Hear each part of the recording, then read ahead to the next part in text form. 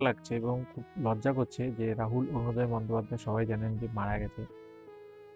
তিনি যখন মারা গেলেন, হাসপাতালের যে ছবিটা ভাইরাল হয়েছিল, উনি একটা হলুদ কালারের জামা পরেছিলেন, যে মারা গেছে সেই ছবিটা কিন্তু ভাইরাল করে দিয়েছে।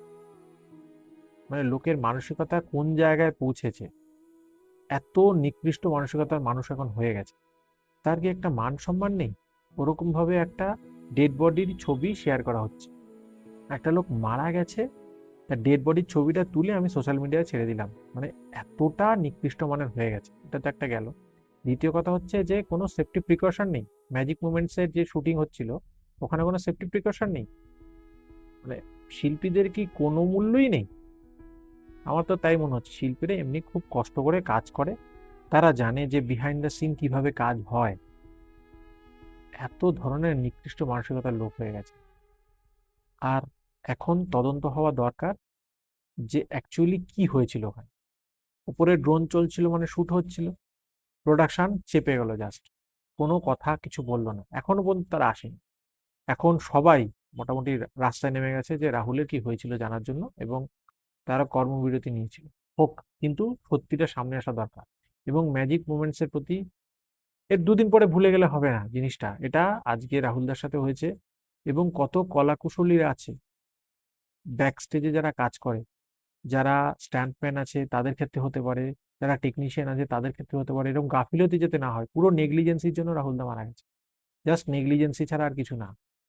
আমি একটা জায়গায় শুট করতে গেলে সেখানটা আমি আগে রেকি করে নেব না? জিনিসটা জানবো না যে ওখানে কতটা আমার সেফটি হ্যাজার্ড কি কি আছে, এগুলো জানবো না আমি? জাস্ট একটা ক্যামেরা নিয়ে চলে গেলাম। এরকম তো আমরা ঝাঁ চকচকে জিনিসগুলো দেখি বলে আমরা কিছু বুঝতে পারি না, কিন্তু বিহাইন্ড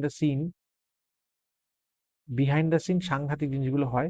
এক একটা জায়গা উপর থেকে পড়ছে, উপর থেকে লাফ মারছে, জাম্প মারছে, নিচে পড়ছে, বা দেখা গেল যে সেখানে একটা নেট টাঙানো আছে, সেই নেটটা আদৌ ঠিকঠাক ভাবে টাঙানো হয়েছে কিনা, তার যে নেটের যে জালে যে স্ট্রেংথ থাকে, সেটা 6 মাস ভ্যালিডিটি থাকে, সেই টেনাসিটি ঠিক আছে কিনা, এসব চেক করা হয়? কিছু চেক করা হয় না।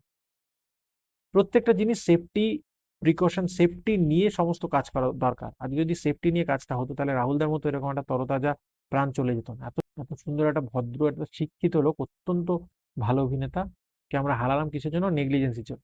এতদিন ধরে আমাদের যারা ওপর মহলের যারা আছে, যারা রাস্তায় নেমেছে, তারা ঘুমোচ্ছিল, ঠিক আছে? তারা তো জানে জিনিসগুলো যেরকম করে হয়, কিন্তু কোনো কিছু না হলে এরা চোখ খুলবে না।